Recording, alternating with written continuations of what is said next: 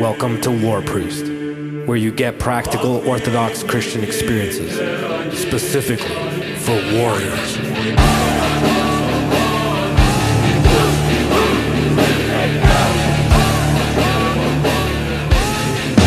War Priest commence.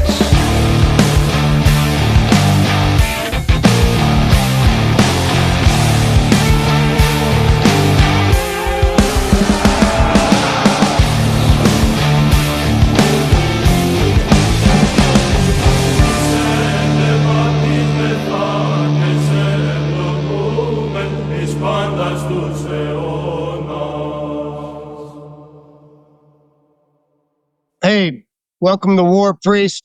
Today we've got a great program for you. We've got a person with a lot of experience who I've known for a very long time. We served together in Germany, and that's about as much as I'll say because we're trying to protect, what do we say, Michael? Protect the innocent kind of thing. So, anyways, today's topic is the rise of paganism in the military. It seems to be the go-to religion, the go-to faith, if you will, for young men especially. Seems to be a lot of young white men are really gravitating towards paganism and rejecting Christianity. They're getting beards. They're getting religious accommodations for beards and things of that nature. This started when I was in there, but the first person I ever ran into that had any knowledge about this, any deep knowledge, was Michael, who is no longer a pagan. He's now an Orthodox Christian and has been for more than a decade now. There you go. Yeah, thank God for that. So, but I'd like to introduce Michael and tell you all that I've been around 56 years, served 30 years in the military. He is probably in the top three, maybe the number one interesting person I've ever met in my life. And I don't know, he might say the same about me, but we went through some crazy times, and there may be a book about this later on. We've discussed that. But in the meantime, right now, I want to turn it over to Michael. And Michael, why don't you introduce yourself to us and to our audience? Yeah, sure. Hi, I'm Michael. That's my Christian name, my baptized name. I am an Orthodox Christian for about 16 years or so now, about as long as I've known Father George, a little longer than that, counting the catechism time. I was considered myself a pagan from the time I was about 12 or 13, all the way until my early 30s when I met Father George and decided that Orthodoxy was the right fit for me and for my family at the time. My military experience, I'm medically retired after 23 years of active service. I'm a Master Sergeant retired. And my last position was as a software engineer, software developer, creating web apps for the Army.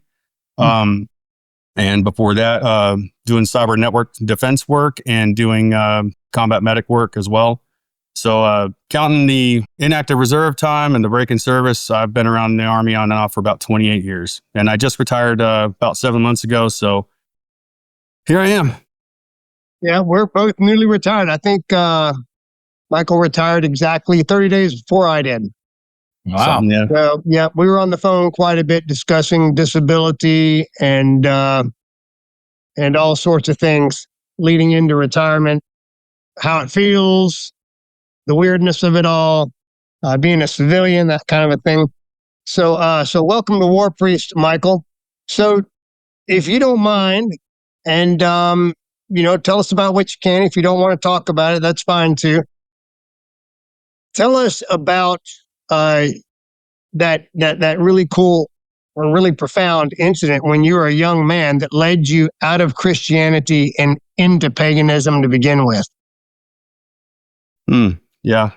Again, keep the details out, but I essentially my family was kind of a broken home family, and at the time I'd been deposited with my stepfather. I was 11, 12 years old, and It was a very terrible situation. And I said, well, I'm not going to stay here. I'm going to leave. And when I was leaving, and going to a friend to try to ask to stay with a friend, this is very obviously a long time ago. Things like this shouldn't happen anymore. But so I was carrying everything on my back, and I get out in the country, and I'm walking on this gravel road, and this downpour just starts. And I was soaked, and I had such a hard life at that point, and I had seen so much hypocrisy from, I guess, American Christianity. I kind of shook my fist at God, and I fell into this ditch and busted my knee. I still have a big scar on my knee from it today. And I cursed God, and I said, you know what? I'm done with you. This is it. Life cannot be just this bad and terrible, and you're supposed to be benevolent. And so then I started seeking other paths, lots of different paganism. So what'd you do first?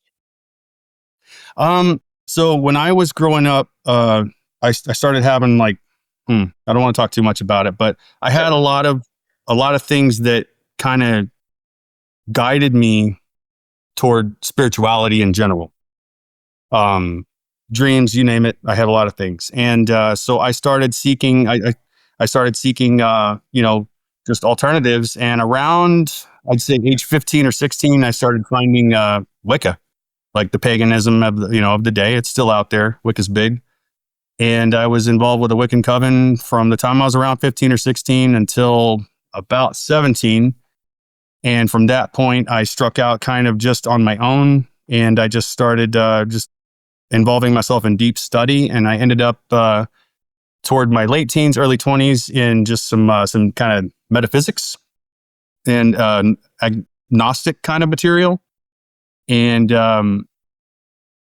that's kind of where I stayed until my first time in service. Do you want to interject or anything on this? Can I ask a quick question? So when we say paganism, what does paganism include? Yeah, absolutely. So paganism is the broad general term. Pagan, I think, means country or something like that in Latin. It's an old word for those. Pagan, it means country dweller, I think, like Greek word back in the day for trailer park trash, I guess. Huh. Okay. Yeah. So pagans are basically any variety of, you might say, old religions, pre-Christian primarily, and that's a point that I know we'll talk about a lot. But a lot of the paganism is in the West, at least in my observations over my lifetime. It's always formed in opposition to Christianity, specifically like Western Christianity. And that's so, and that encompasses anything from like witches to Druidic work to Norse Asatru work, Rosicrucian, Golden Dawn, Aleister Crowley, ceremonial magic could be thrown in there a little bit, but it kind of, the lines get blurred. Some of the real ceremonial magicians might get mad at me for saying that they're a pagan because they're not doing, witchy stuff out in the country. But yeah, so basically any non-Christian, any non-majority religion faith that is purported to be from ancient times and natural is what paganism generally is understood to be. Right. So when did you join the Army? First time in the Army was in 1997, early 97. I was turning 20 years old. And what'd you do then? So that's an interesting piece about the pagan piece too. So when I came in, I was a telecommunications operator maintainer. That's the guys that worked in communication security vaults, giving you your classified messages to officers to tell them what to do. 25 before email. Bravo. Say again. 25 Bravo. 74 Charlie. Oh wow! So it changed since then. Yeah. The Signal Corps used to be, it was 74 and 31 series when I first came in, and changed it to 25s now. But I worked in classified messaging centers and communication security, taking care of all the crypto for, protecting our networks and things like that. And when I came in and I was in basic training, I remember that there was a girl, it was a female soldier, that she stood up in the theater that we were in receiving some of our initial briefings, and she actually asked about services for paganism. And I thought that was interesting at the time because I was going to keep my mouth shut. I wasn't telling anybody I was a pagan at the time because, you get some opposition to it. And, but here she was boldly standing up and asking about it. And that was in January of 97. And I was kind of like, wow, okay. But didn't see a whole lot there. I don't know if you want me to talk more about the rest of my first time in service there with the paganism piece. Yeah, a little bit, and tell us why you left, and then tell us what brought you back into the Army. Sure. Okay. So, long story short, I was just constantly seeking in paganism, and fairly satisfied with the point I'd come to with my faith, but I was still seeking fellowship. And so there was actually a pagan group in Germany at the time. I was in Mannheim. This is a long time ago, and Mannheim, Germany.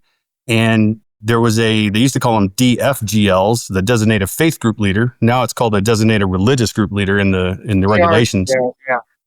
But yeah, so my first wife, she wasn't my wife yet, but I met her there at this group that was sanctioned by the military officially for a Wiccan pagan group.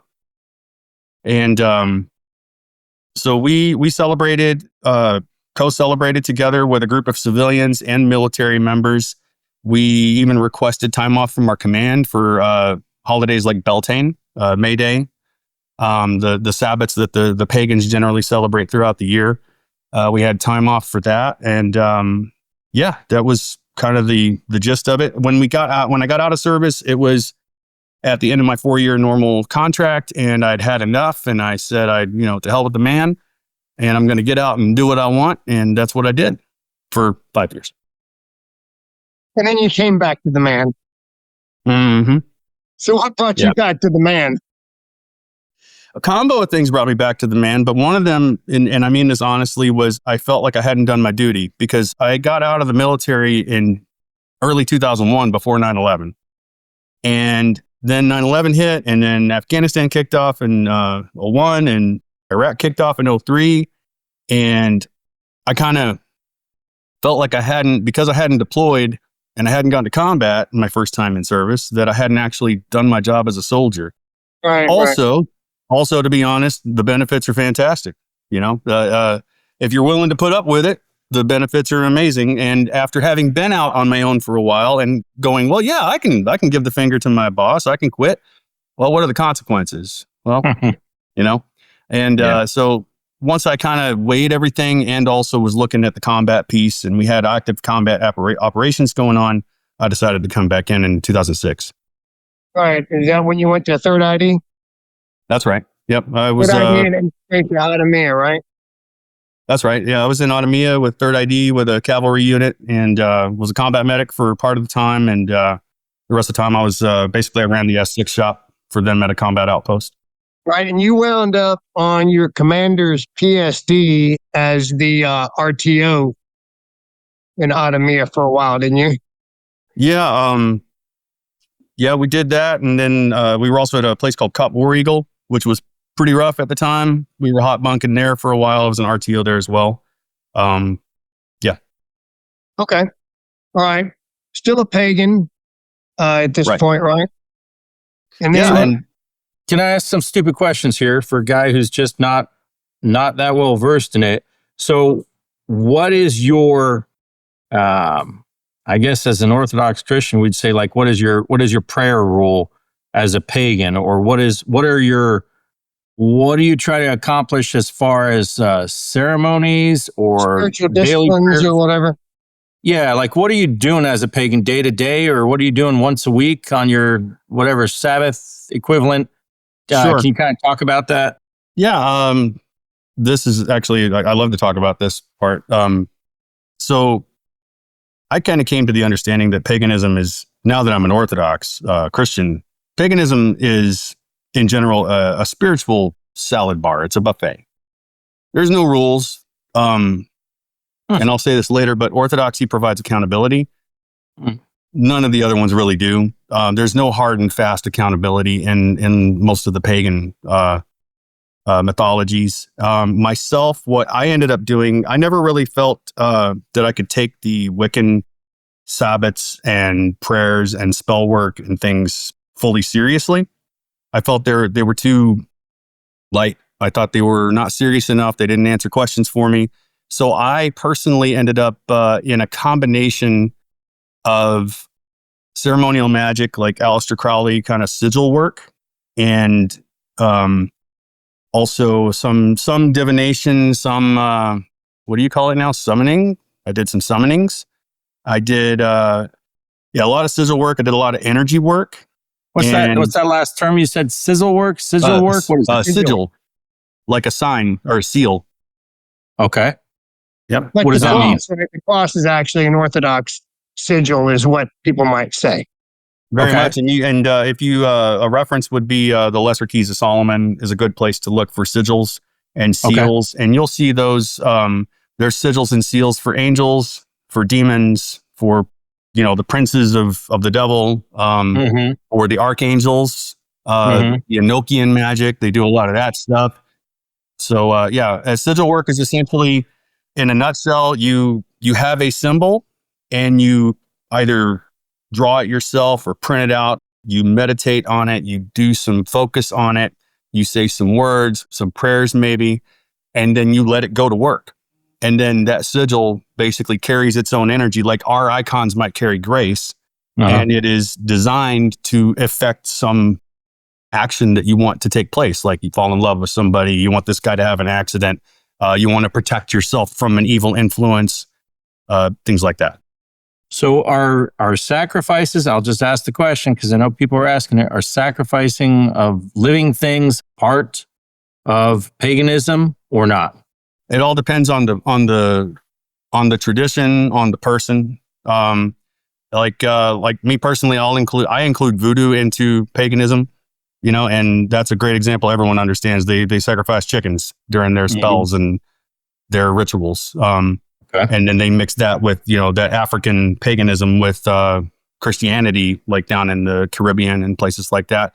For your run-of-the-mill milquetoast pagan here in, Ohio or something, one of them might get crazy and, cut up a chicken or something. But more often than not, they're not going to, unless they're disturbed, quite honestly.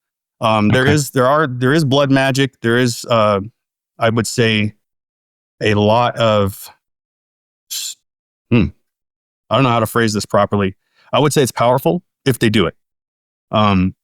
Just like the blood bull cults, the Brahmin cults back in the day, under the Romans, things like that. So there are some that make sacrifices, but yeah.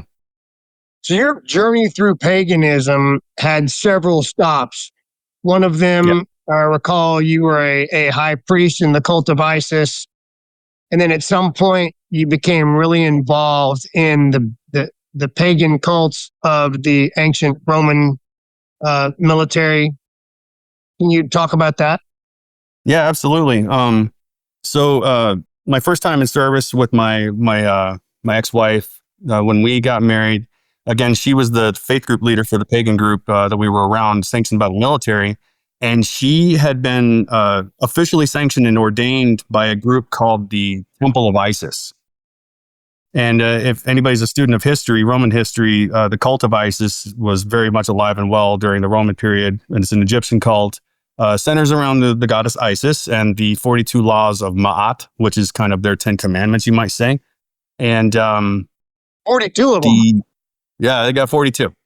Don't strike your goat in anger. I don't know, I'm making a joke, but there's something like that about a goat in there for sure. Right. So anyway, the leader of the Temple of Isis was based in Ireland at the time, and my ex was officially ordained as a priestess under them. And then they had a sister organization called Fellowship of Isis, which was kind of a tier below. They didn't have the tax ID that the temple has in the States to actually have a church, because the temple has a tax ID and a church here in California. Last I checked, it was years ago. And so my wife at the time, she was officially sanctioned to do everything that a priest or a pastor under, to perform marriages, you name it. And I was ordained as a priest under the Fellowship of Isis that was kind of a tier below, but I kind of co-celebrated and co-participated. We did a couple of weddings. We did some baby blessings. Those were the main things that we did. Right. So then, can I ask you a real quick question? Are the numbers growing would you say, in the military of paganism, or are they kind of stable, or what's going on? I know, at least from my experience and my perspective, I have seen a lot of growth. I haven't really followed it directly, but I had a fellow soldier, a fellow NCO, who converted to paganism because of me before I became Orthodox. Because I was like, this is the greatest thing since sliced bread. Let me teach you all about this. And he's like, oh, this is great. And he took it and ran with it. And last I checked in on him, he had 50, 60 people that he's involved with. Wow. And every time he goes to I think he's retired just recently, but every time he went to a new base, he'd get with a new group. And the Roman paganism, come back to that.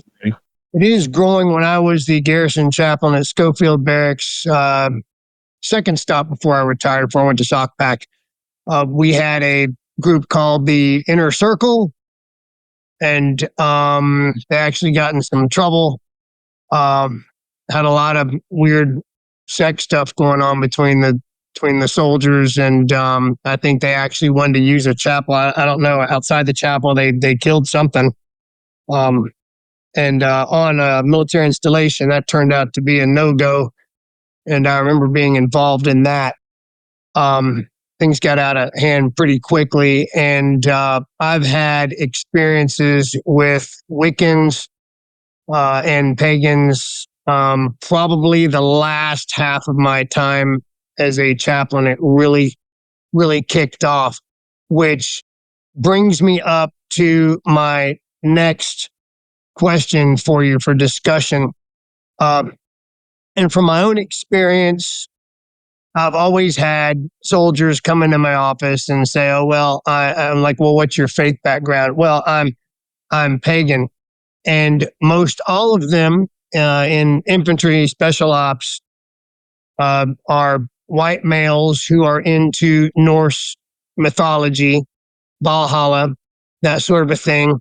And then there's been a weird take on it, a weird shift on it here in about the past 5 to 10 years. They're getting into white nationalism and anti-Semitism, leaning all the way over to Richard Wagner and the whole German Aryan cult type worship type thing, right? Moving in that direction, a neo-Nazi type of a thing. And we've seen this, generally speaking, folks would come in there and I'd say, yeah, man, tell me all about Thor. Tell me all about Valhalla. And they wind up full of shit. But when Michael comes into my office and I'm like, here's another one of these dudes. Hey, tell me about Thor and tell me about Valhalla. Tell me about your paganism. Well, he was the real deal. He kind of knew what the hell he was talking about and knew it in a very intellectual level. And I became instantly intrigued by the entire thing. I'm usually intrigued until someone's full of it, but Michael was never full of it, which made him very interesting, a very curious individual in my office. But tell us, Michael, what do you think is the draw? Why are young men in the military leaving traditional Christianity and going into paganism specifically? They seem to all talk about Valhalla and Nordic mythology. Matter of fact, we even have a foundation out there now for military personnel called the Valhalla. I believe it's the Valhalla Project. But what is the draw and why is that happening, do you think, especially in the military? I can relate to this directly through my own experiences within the pagan population and my own seeking. So when I was brought up into paganism, essentially, the basic, if you go out, one of the basic books is Raymond Buckland's Book of Magic or something like that, Book of Wicca or something like that, Buckland. He was one of the leaders of the Wiccan resurgence movement in the 1960s, and Buckland's Book of Magic or whatever is one of the big kind of like our, what's the Way Toward Orthodoxy, I think, or something that we use. Like Timothy Ware. Yeah. Yes.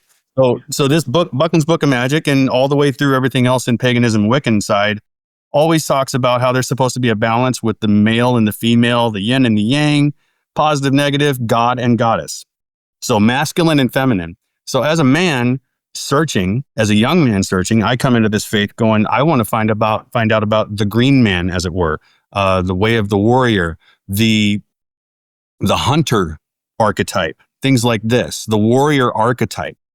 And those things are contained in paganism. However, most of the groups that you're going to run around are going to be completely exclusively goddess focused. They're going to give lip service to the god, but they're not going to really talk about it. Most of the men or males that you find are going to be very effeminate. And when I would bring my objections up to these other groups and these people, they basically would poo-poo me down. Well, that's not what we do here. Well, I thought you cared about balance. I thought you cared about the masculine as well as the feminine. No, they don't seem to. So me personally, as a young man, wanting to become a warrior, wanting to find my strength, I left the primary groups and sought out and continued seeking on my own. And that's the segue where I actually ran into Roman paganism, because I started searching back in history. I said, where was the switch between paganism and Christianity? And so I kind of reversed history, searched back, and saw that transition, Emperor Constantine and things that you guys talked about in episode 1. But the Roman paganism is actually, you can find written documentary evidence, Ovid, Pliny the Elder, Pliny the Younger, you name it. There is written evidence of spell, ritual, example. It was a state religion, right? Roman paganism was a state religion, and the last great emperor there, Julian the Apostate, right? And that's an amazing story. The Blood Bowl cult that I mentioned earlier was a soldier's cult. That was part of that. So soldiers especially are going to seek something that helps them fulfill the way of the warrior, feel that they're fulfilling their masculine aspects and their archetypes. And so I was seeking that as a pagan, and I didn't find it in most of the groups. But when I was seeking it, it was before the show Vikings on the History Channel came out. So let me tell you, everybody wasn't interested in Asatru and Norse mythology until that show. So they saw that show. They saw ass-kickery happening. They saw weak Christianity in that show. That's right. This is absolutely sect or something. I'm sorry. The monk in Vikings. They just basically go take over, and Athelstan, I think is his name, right? Yeah, Athelstan and the Battle of Lindisfarne. That was an actual historical real event that happened. Yeah.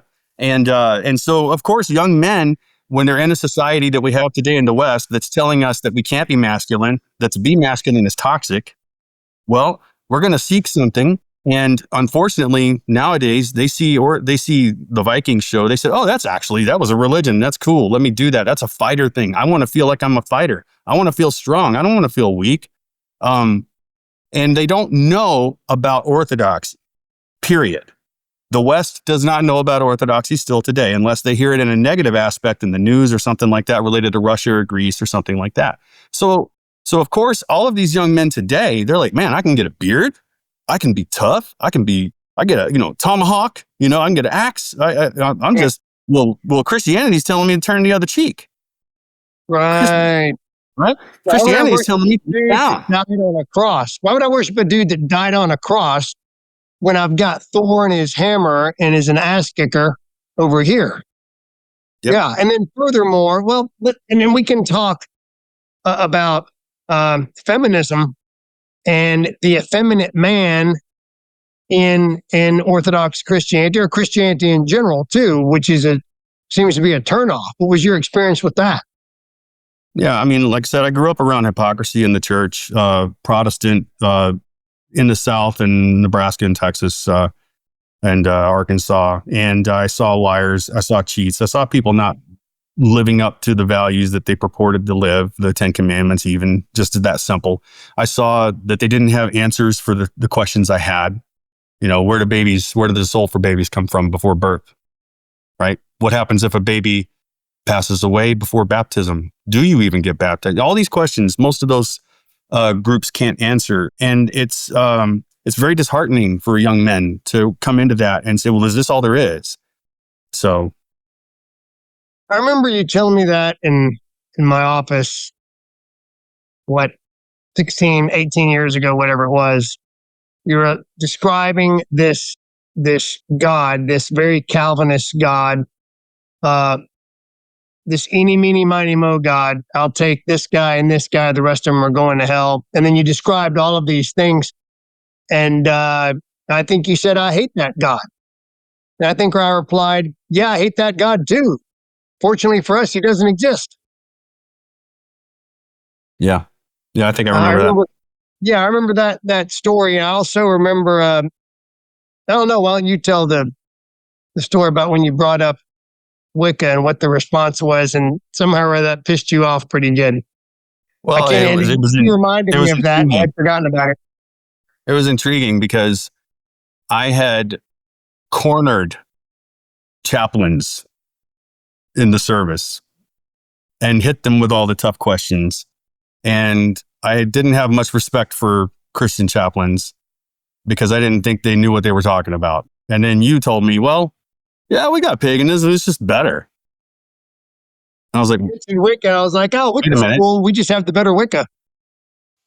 I was like, well, now I'm intrigued. Now I'm curious. How is what do you mean? You're a Christian that said you have paganism? Excuse me? And then, but that was good for me because I came to understand even before I met you that the Catholic Church, the Roman Catholic Church, had inherited a lot of their ritual and ceremony and things, at least on the surface, from that transition time, from the pagan state religion to them taking over kind of as the civil administrative arm of the government in the later Western Empire. Right.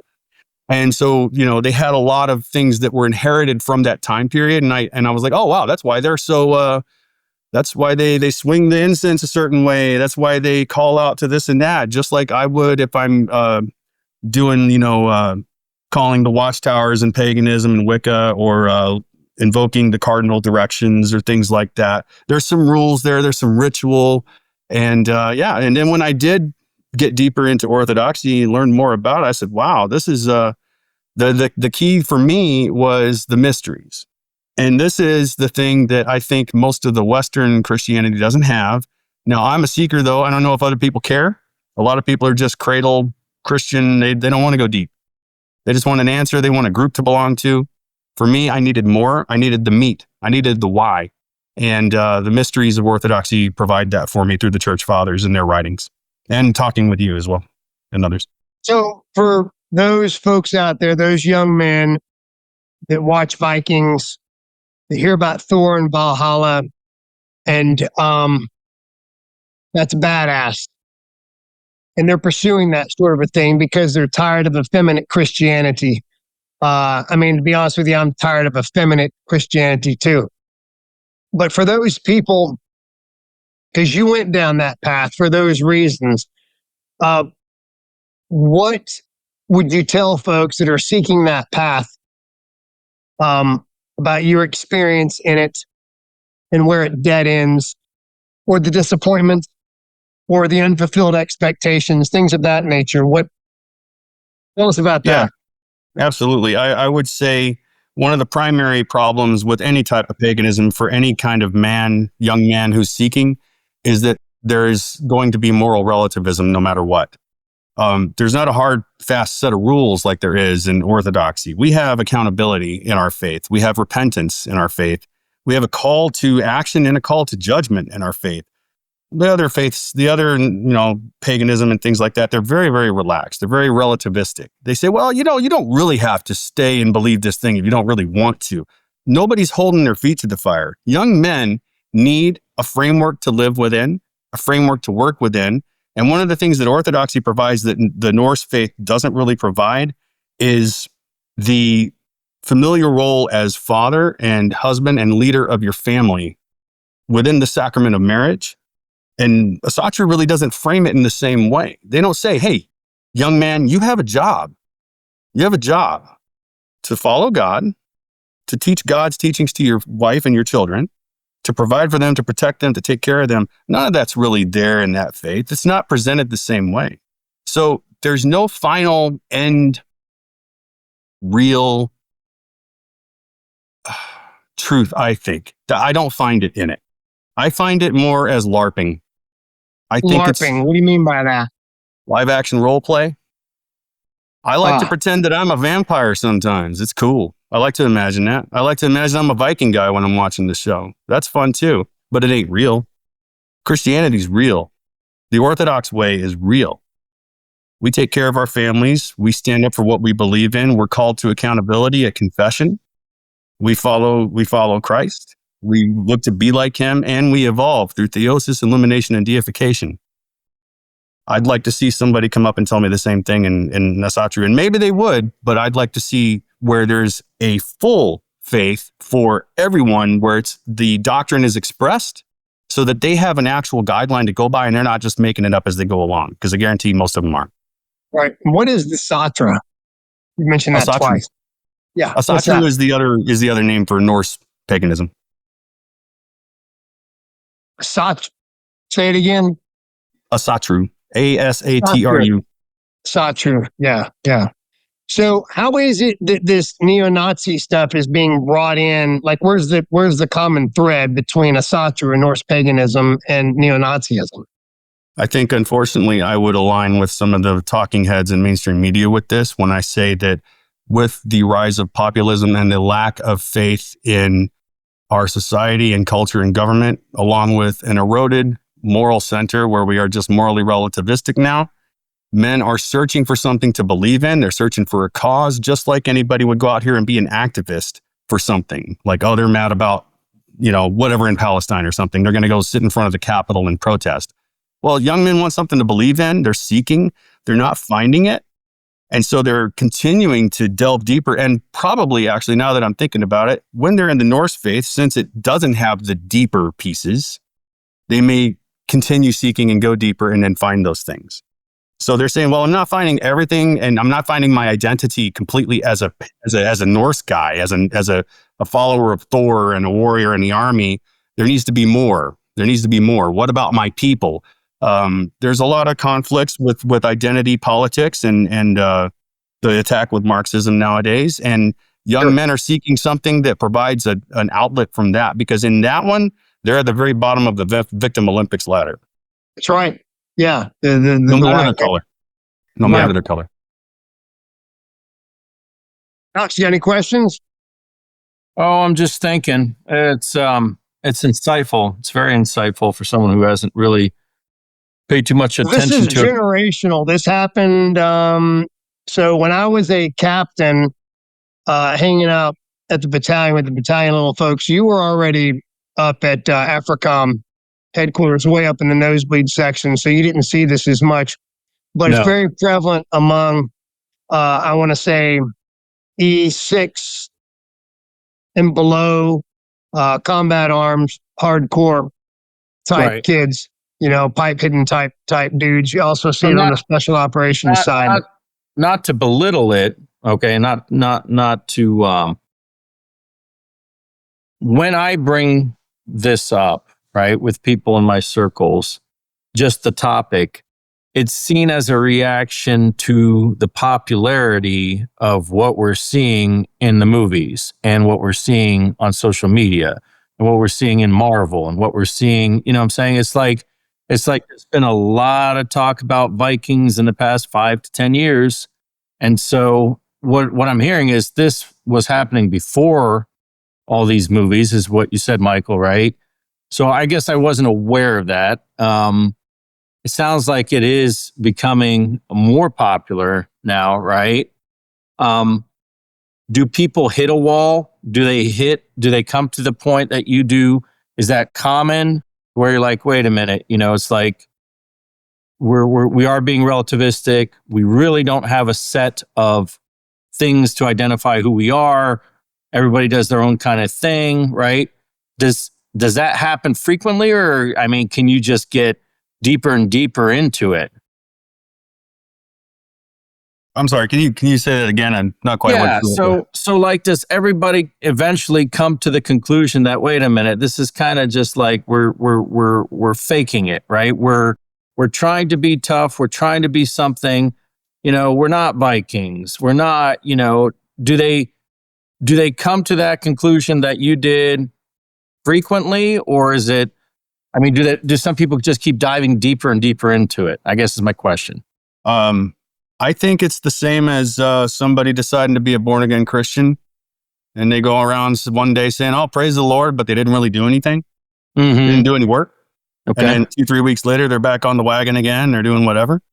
And I think it's the same with paganism. I think, yeah. And to be honest with you, I was perfectly happy with my version of paganism when I met Father George. And one of the main reasons I even considered it overall was because I was in the middle of trying to create a new family. And I had actually matured at that point. I was in my early 30s. So at that point, not in my 20s, if you'd asked me in my 20s, I'd be a completely different guy. But in my early 30s, I said, I want to have a framework for my family.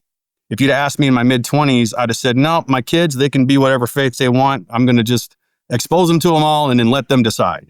But by the time I got into my early 30s, I said, you know what? No, if I'm going to have a family and I'm going to have children, I'm going to raise them in a framework. And then later, if they want to change when they're grown up or whatever, fine. But until then, I feel that I need to create this this kind of safe framework for them to grow in. And I can't do that if it's like, oh yeah, go do whatever you want. You'll figure it out. Well, that's not leading as a family. That's not leading as a husband or a father. Okay. That's just being the paycheck and the buddy. And that's not what as I matured in my own life, I came to feel that the role as a husband and a father was much more than what society was telling us it is. So, Father, how does the military look at paganism? I mean, obviously, you said some guys, where you were at, crossed the line. I mean, the sex aspect of it, is that a huge part, Michael? Or is it like just, it's a huge part? You're nodding your head like that. Okay. So the sex, can you, we don't need to get into detail, but can you explain why or what's going on there with the sex aspect of it? Yeah, well, Raymond Buckland himself, the Buckland's Complete Book of Witchcraft or whatever, that book I was talking about, he, in that book, part of this is, Wiccan based. He, there's a ritual called the Great Rite, R-I-T-E, just like our Western, the Great Rite. And the Great Rite is, you picture a place out in the country in Ireland or Scotland somewhere near a bog, and they have a big bonfire, and half of them are wearing antlers, and there's a priest and a priestess right in between everybody while they're all hooping and hollering, and those two are getting it on. And they're engaging in coitus, and that is to represent the creation aspect of our world, right? And creation of energies and things like that. But he abused that to no end, to my knowledge. He used it to actually create his own little mini sex cult. When I was involved with Pagan Coven, a Wiccan Coven in my teens, that was a large part of that one. I didn't participate in it, but I saw most of the other ones do it. A lot of groups broke up because of that. There was always infighting because everybody was trying to have sex with everybody and try to have these open relationships that just aren't conducive to normal relationships. So I saw that happen as a civilian. And then when I came in service, my first time in service, and I was involved in the pagan group that was sanctioned by the military, the main priestess and several of the members of the group also engaged in those kinds of acts and actually destroyed 2 marriages, if I remember correctly. So I got 2 questions, 2 quick questions. So first I'll ask you, Michael, do they try to do things on sacred altars, on Christian altars? Because I've seen in the news, over the last couple of years, people getting caught doing things on altars. So is that a thing in paganism, in the Wiccans, or were those like anomalies? I guess is my first question. I think it depends on the pagan. Some of them, like I said, I think most of them are just formed in opposition to Christianity. So there's a high chance that they will work to deface Christianity because that's their opposite. That's their antagonist. And then but the rest of them, no, they don't have to do anti-Christian things to do their rituals and things. Okay. So I could explain the entire ritual work for you if you want. Father George, my question is, Michael's nodding his head that sex and sexual rituals are a big part of it. Does the military realize that? Does the chaplain corps know that? I mean, they're realizing it slowly, bit by bit. There was quite a scandal at Wheeler Chapel at Schofield Barracks, where we had given them this chapel to have their services. And next thing we know, there's 15-6 investigation going on for sexual assault and sexual abuse and things of that nature, sexual harassment. That popped up. And because of the 15-6 issue, we shut them down when I was there. I think they got something else. But I've always, at every installation, there's always been some Wiccan or pagan representative. Very rarely is it an active duty service member. Until I got to Schofield Barracks, then they had an active duty. There was a Navy guy up there that was running it. But it has turned into a thing. And the thing is real. I mean, I can tell you a story about a chaplain coming into my office, a Baptist chaplain back at Fort Hood, freaking out that he had spirits in the chapel. And doors were slamming. He was hearing female laughter, mocking female laughter down the halls, and nobody was in the building. He would hear the female bathroom door constantly slamming, and he'd go check it out. Nothing there. Yes, also had a very toxic female brigade commander at the time, and it all seemed to be coming into one thing. But he was convinced that there were demons that there were succubus, female version of a demon, right? He was convinced that there were succubi in that chapel, and I didn't really. I mean, I listened for a little bit, and I was like, "Well, are there any services being held in the chapel at all?" Well, no, there's not been services there in that chapel for about a year and a half now. I said, well, what was the last? I mean, there's no Bible studies, nothing? No, nothing like that. So he did his services in another place. Chapel is just essentially his office. So, and I was like, well, what was the last service was there? Oh, it was the Wiccans.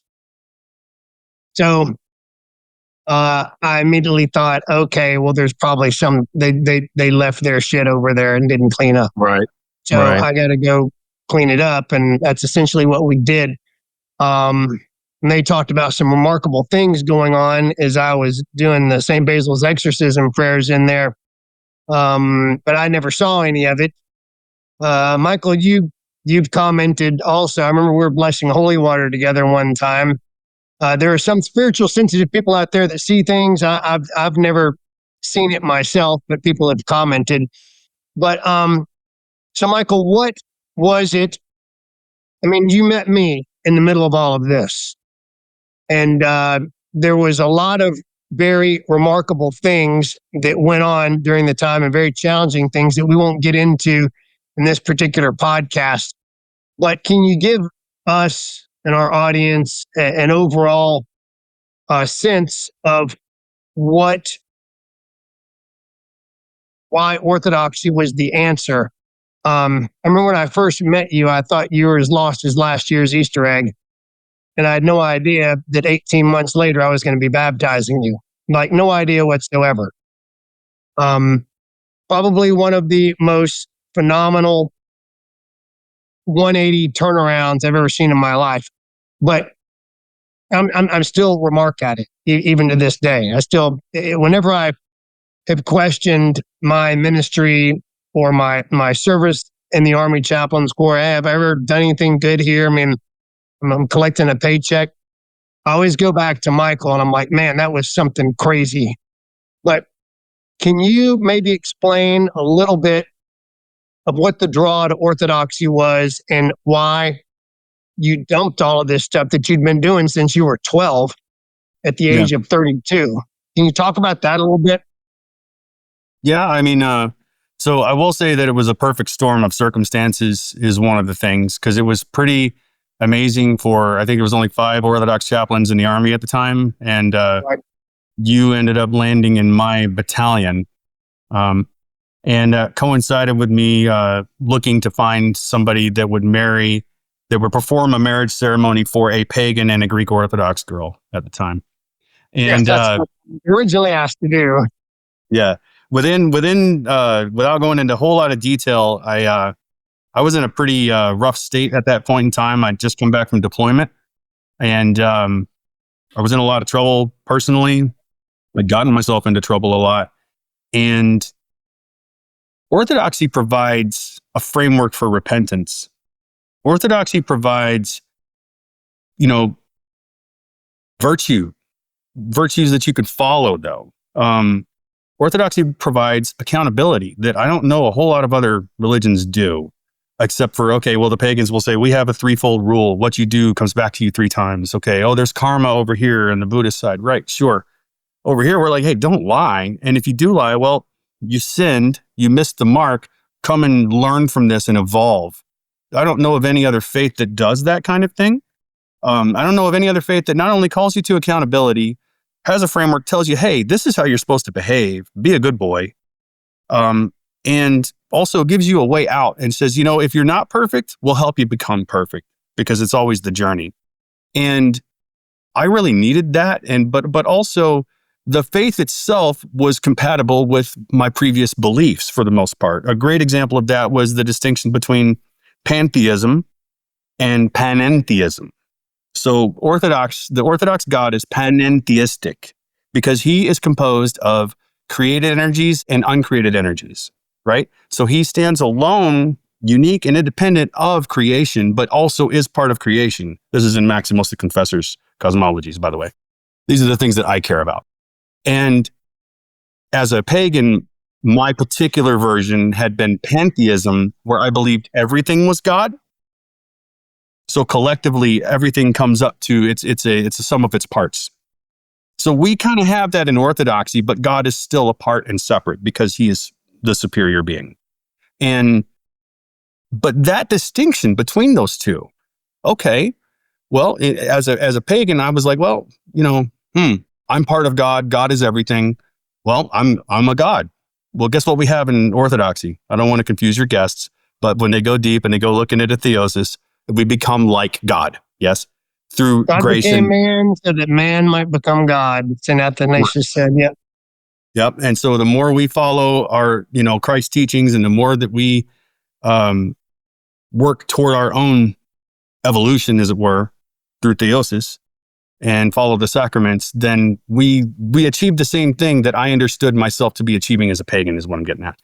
So, so the belief set was very, very compatible, but it also gave me something that I didn't have before, which was accountability, holding my feet to the fire, making me be a good boy. And I wanted that desperately because I wanted a family. I wanted to be on a right path. And I quite honestly enjoyed it. I enjoyed the liturgy. I enjoyed the ritual of the liturgy. I enjoyed the mysteries. I just love all that stuff. Yeah. So it was really easy for me to come in, really, at the end of the day. Once I understood just a couple of things, like why Christ at that time. That was one of my questions. Remember, I kept going on and on about that. Why that guy? Why him right then? Why then? Why there? A lot of those deeper questions. And yeah. Yeah. What would you say to a young man in his early mid-20s, serving in the military, looking for something to lock on to, looking for a faith, something that transcends him or her and his own service, right? That doesn't just want to run around as an atheist and not believe in anything, but man, he's really called to Valhalla, really called to really explore his masculinity and become all that he was created to be. Who might be looking at different things, looking at some paganism, looking at some Norse mythology,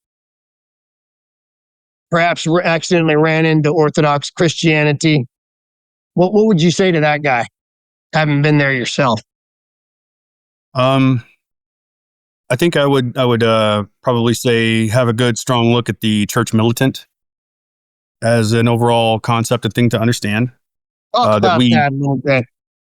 Well, that we have the powers, the dominions, we have a military infrastructure within heaven. And That's something that normally they don't talk about in liturgy. They don't talk about that in Sunday school. They don't talk about it in church, but it's there. We don't do a good job of communicating that kind of stuff because the young man that's looking at Vikings is going, oh man, he took some mushrooms and he saw Odin and he got out there and he killed some dudes and they said, yeah, that's a good thing to do. And there's a fighting spirit there. There's a military spirit there. I like that. And if you look at the church militant, you're going to see, well, look what St. Michael did. Look what the heavenly host did in the great battle. Look at the battle that they do for us. They fight for us every day. The intercessions of the saints. We have an entire cohort. We have an entire combatant command or something, just protecting each one of us every day through the saints and the powers and the dominions, the archangels and everything like that. That's a powerful piece for young men, I think, that they could really get behind. I think they could pick a patron saint. They could pick it like my patron saint is St. Michael, who I'm baptized after. Tell us about that. Yeah, St. Michael's always been with me, even when I was a pagan, funny enough. It's just always been connected. It's always kind of been there. And I've always prayed to him no matter what, even when I was a pagan. And, now I get to do it as my main thing. So, I have an icon with St. Michael and he's carrying a sword. That's pretty badass. Right. To young men, well, they want to look at Ragnar Lothbrok off of Vikings and how awesome he was, but also he cheated on his wife. He, did some things that, at least over here on this side, we've got some rules that say, hey, you're not supposed to be that. You're supposed to be a better person. Let's get you better. Let's evolve you. Nobody's calling these pagans. Nobody's going to the Norse guy that's the staff sergeant with a beard and saying, hey, buddy, how about you make sure you're honest too while you're at it, while you're being a badass? How about you take care of your family while you're being a badass? Oh, yeah. We had a hard time with that. Yeah. And if you don't know who to turn to, who are you going to talk to? The head, I don't know. I don't even think they have an organization. It's a one-off thing. So they don't have support. They don't have a support network. They don't have 2,000 years of written church tradition. The Norse have very few written documents. I've looked into that a couple of years ago now because that was one of my things. I was like, where's the real paganism? Because I was unhappy with it. And I found the real paganism in Roman paganism because it's actually documented. Well, Norse paganism, you find the burial mounds, you find examples, you find some runes, but there's not a written record, right? There's nothing saying, do the ritual this way with these ingredients and make this prayer to this God and you're going to be squared away. There's nothing there like that, really. And if it is, most of it's made up for the Norse faith. So I would say it's on just fantastic grounds where there's not a whole lot of sauce. There's not a whole lot of meat to it. It's an imaginative, fun thing. I love it myself. I'm a big fan of the Vikings show. I feel fired up every time I watch it, but that doesn't mean it's not my faith. It's not the way I'm going to conduct my life fully. I'm going to take that warrior spirit absolutely from that. But, the deeper meanings come from the church. And I don't think you get that through most paganism. So then, we move into Roman paganism. Why did all these Roman soldiers who were involved in Mithraism, perhaps the cult of Isis, and baptism in the blood of the bulls, and yes, all that. What brought all of these soldiers to Christianity? I mean, the popular historical narrative is that Constantine made them all become Christians. It's actually the other way around. But what was the draw then for the average Joe in the Roman army to become a Christian? So many of them were martyred. I mean, 40 martyrs in Sebast in a formation, a Roman company, a Roman century, basically 100 soldiers. 40 of them went out and died on a block of ice, froze to death for their faith. Where did this shift come from, and what was it about Christianity that brought these Roman pagans to sacrifice themselves? Saint Sebastian, Saint George, Demetrius, all these folks. What do you think that was? And how did it apply to you That's a hard question. I think, I'm good at yeah, asking the hard ones. and I don't know if you'll like the answer that I think I have. Your But answer. I mean, first off, I believe that while we all have a great nature, that humans, most of us by and large, are very much social creatures and mob animal creatures, and we react to things socially. And so I think if there's a way Politiki for anthropon is what Aristotle said.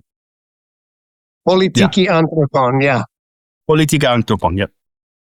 And so I think, sometimes when there's a social cultural wave, that a lot of people will just follow that. There's not a lot of people that have conviction to stand up against the entire crowd, but Sure. Christianity did that now. That's how it turned. And one of the things I think that gave them legs back then was they were more open. This is historical knowledge, not necessarily my opinion, but I know they were more open.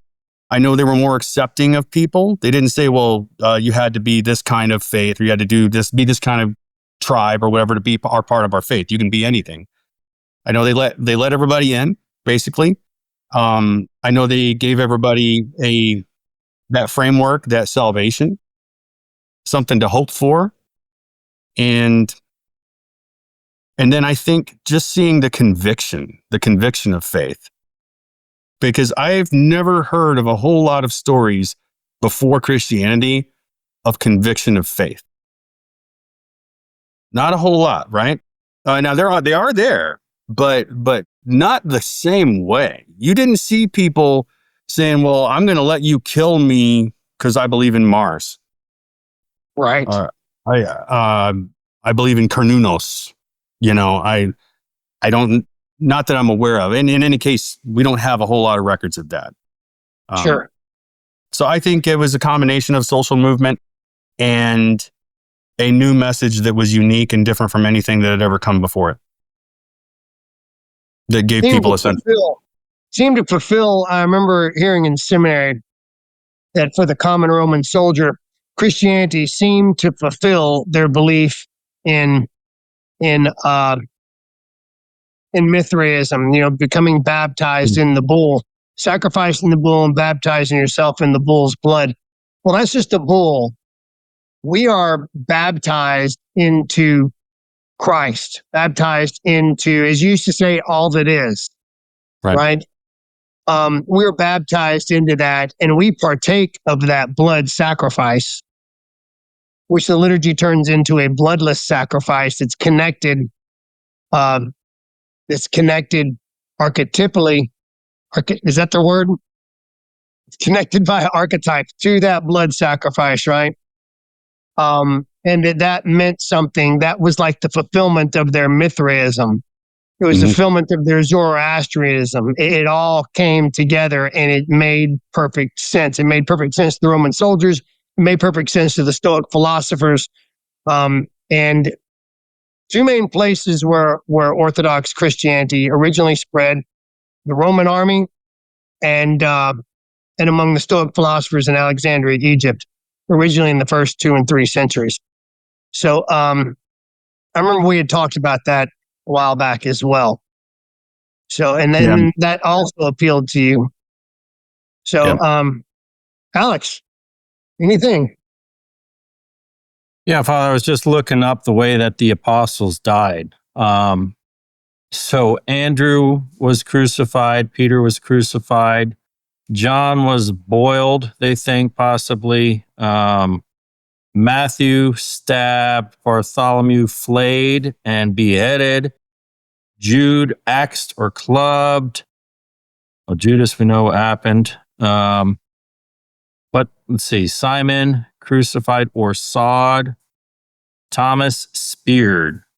Just looking over those things. You don't stick your guns on things when those are your options. You know what I mean? Unless you really, truly believe and are willing to die for what you believe. So I just wanted to look that up. Yeah, I tell you what, that's badass. Mm-hmm. That's appealing. Absolutely. We don't see Ragnar Lothbrok laying down his life for his faith in Valhalla. Right.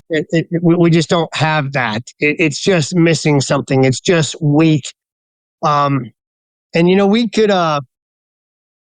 go down a very easy rabbit hole on why people are rejecting Christianity. It's become mainstream and it's become weak. It looks weak, right? It smells weak. It sounds weak. This turn the other cheek bullshit. And it's turned into a almost a pacifistic type of a thing, right? So that's what I think soldiers see. But again, that is not Christianity. That is not ancient Christianity.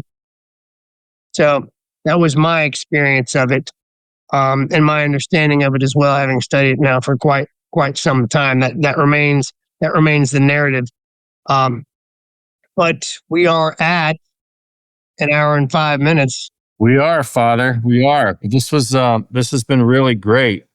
Michael, this is awesome. And I pray that the young men in the military, whatever service they're at, if they happen to find this, I really hope that they do listen to your experience. I think you got a lot to offer them. Yeah, it was a learning experience for me too. So I appreciate the insights that you've given here. You think you're going to stay Orthodox? Let me ask you that question. And if you are, why do you think you're going to stay Orthodox? Well, you're warned about it when you become Orthodox, that if you ever leave, you're in a lot of trouble. Let's get that one out of the way. Like eternally. But that aside, I will tell yourself and the audience that God has looked out for me ever since I have turned toward him. In everything, every single thing that I have prayed for and asked for. I don't always get it exactly the way I want it, but I have had miracles in my life. Oh, yeah. That I'm not putting out details here, but I have had so many unique things that never happened to anybody else. And They happen in my life. Yep. And I just get grace after grace after grace. I have hard times too, but most of them I realize they're my own doing. The nous. Yeah. Yeah. You got to be aware. And if you're, in my opinion, if you're working toward Christ, you're trying to be like him every day. You're trying to be the best version of yourself that you can be within Christ, following his teachings, and you ask God for help and you put action toward it yourself, you're going to get what you want. The universe and God is going to give it back to you. And that's been my lived experience in this entire 16 years. I have zero reason to doubt Christ. I have zero reason to doubt God. God sticks up for me every day. Absolutely. And I've tapped into and if you talk about it in terms of energy, this is something pagans would understand, that in terms of energy, why wouldn't you go with the one that has the most energy toward it? How many believers? And you may have some more other faiths out there, but there's a whole lot of energy. There's a whole lot of belief. There's a whole lot of people, and there's a whole lot of value here that if you're riding that wave with it, you can't go wrong. But if you come into it with false expectations or as a liar, and you say, well, I'm going to pretend, but I'm not really going to be, well, yeah, you're going to have a terrible experience, because you have to live this. Christianity is a lived experience. So yeah, I would never turn my back on Christ, because Christ has never turned his back on me. That's awesome. Father, if people have questions and they want to reach out to you, can you let them know how they can reach out to you to ask specific questions? Yeah, we've got a new email address, warpriest25@gmail.com. warpriest25@gmail.com is the way they can reach out. That's where they can reach out. We're working on a website and whatnot. All this stuff is still in the works. This is podcast number 3. Yes. So we're getting there. Rocking and rolling right along. And many thanks to Master Sergeant Michael. We'll call you right now. I think before too awful long, your story is too, and we have really avoided a lot of the details But the details of this story are utterly remarkable, and they are going to come out. And we're looking forward to the release of that as well. And then having Michael back on the podcast and really diving in to some of just the crazy, I mean, off the walls, crazy, remarkable things that happen in his story. And to just be there with you, Michael, watching it all happen. I was trying to minister to you, but the entire situation, including you, has ministered to me throughout the entire deal. And Alex, all this happened when we were there at Stuttgart. Yeah. When we were there, I don't know if you remember, Michael. I do. Yeah. It's been a while, but Long we were time. all young men. We were young men back then, and it was a young armor. It was in the height of GWAT going on. I remember I had just come back from a 15-month gig in Afghanistan and landed that job.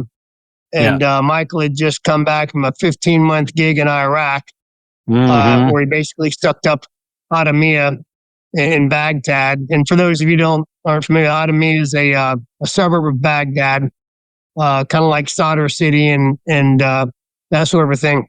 But it was a crazy time. A lot of crazy stuff going on.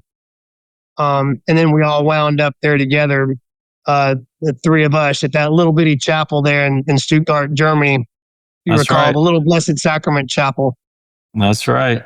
So that's right. That was a good time and a blessed memory. So, Michael, thank you for being with us, man. Thank you for. I know you were a little trepidatious about doing this, as we all are, but congratulations on your retirement. And man, three retired Joes sitting here talking to each other back. Last time we were together, we were all on active duty. Yeah. Any closing remarks?